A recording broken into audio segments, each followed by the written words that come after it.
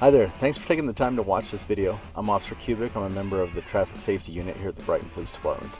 I came to Brighton about 7 years ago from another agency, and I've been on the traffic team for the last 3 or 4 years.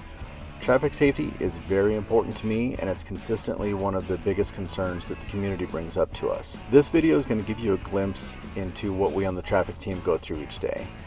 I hope you find it informative, educational, and it answers a lot of questions for you. I have to test to make sure my radar is working properly. It's doing a self test, going through all of its functions right now.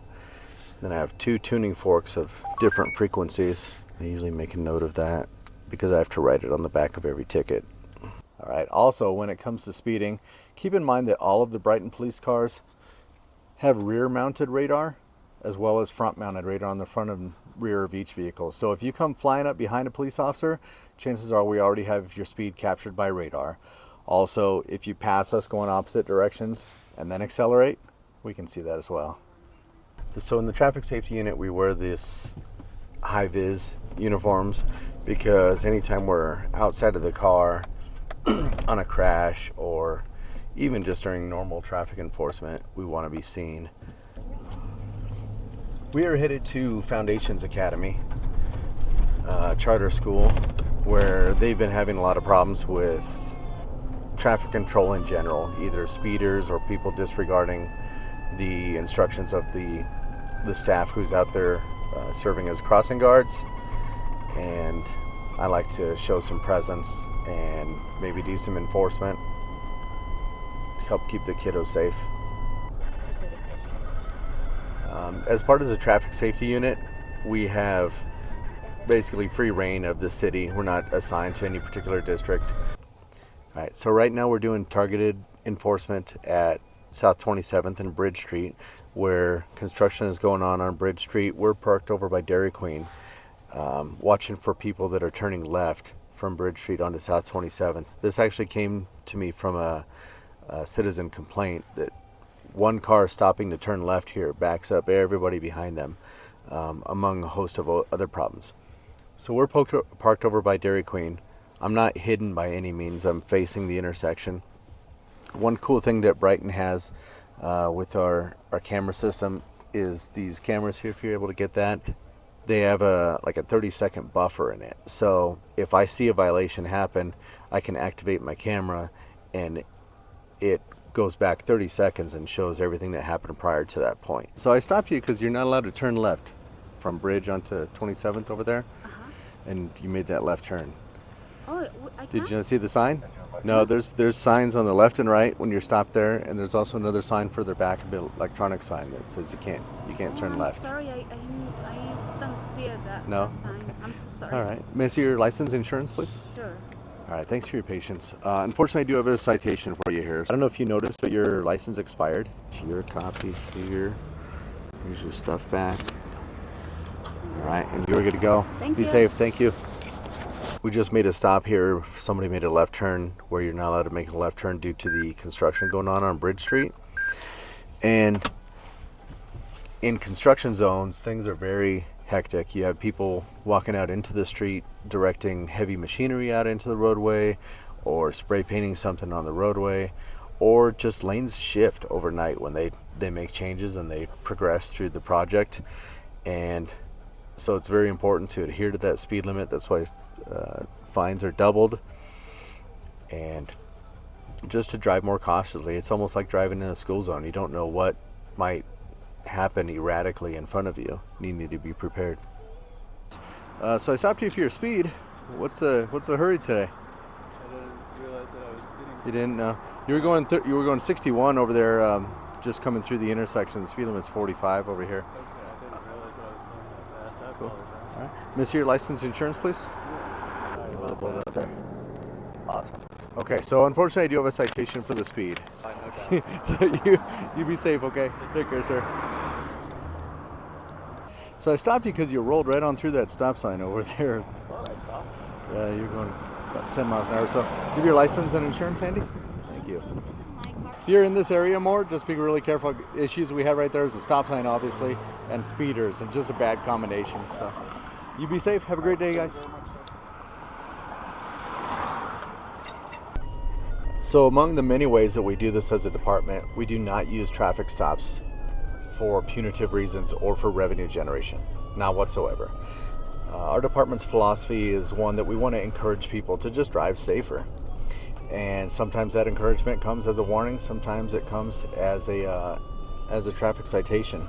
So another issue that the public often brings up is unregistered or uninsured vehicles. Neither one is allowed to be on the roadway in Colorado.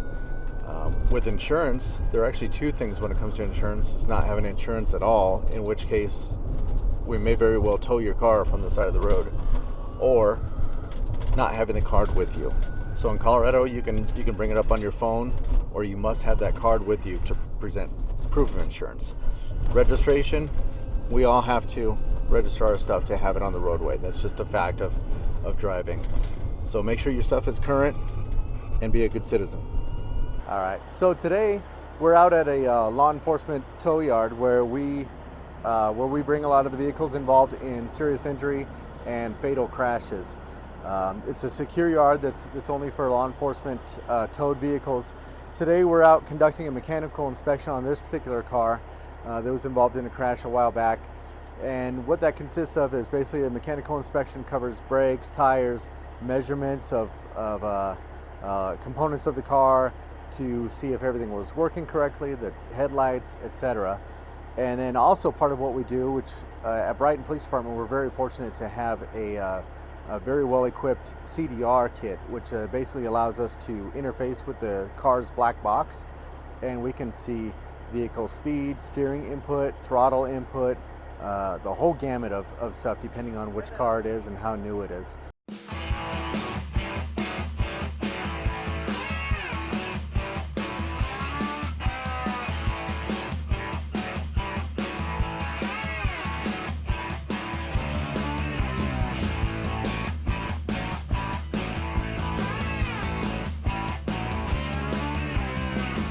So we're here on Weld County Road 2.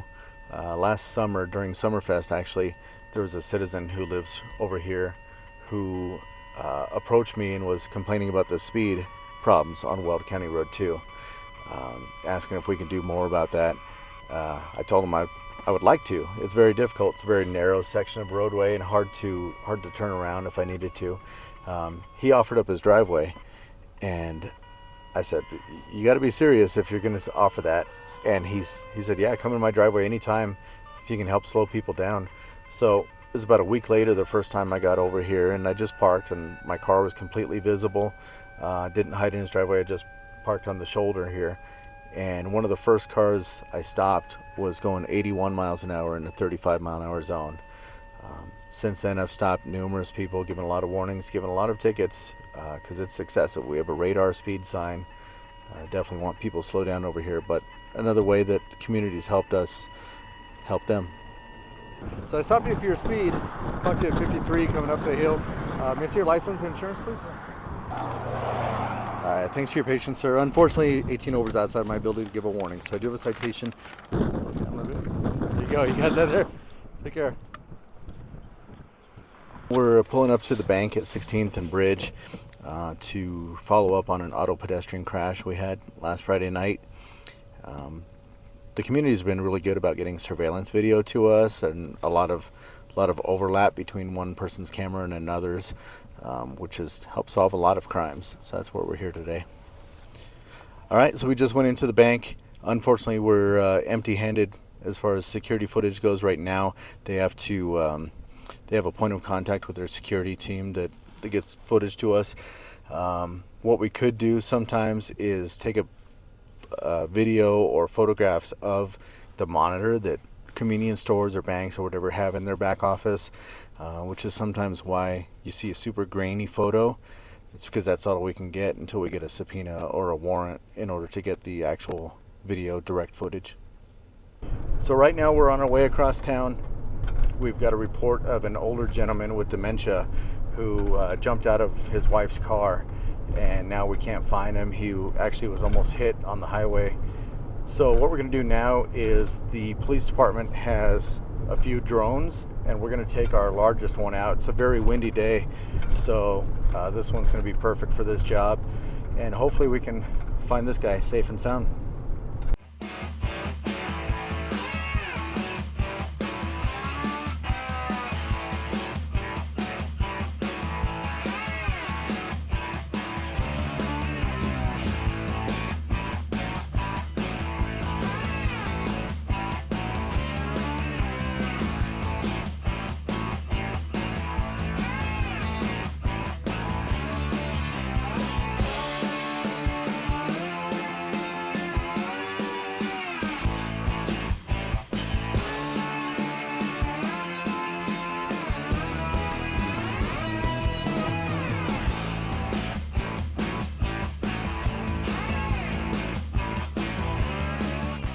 So we were not able to find the guy with the drone.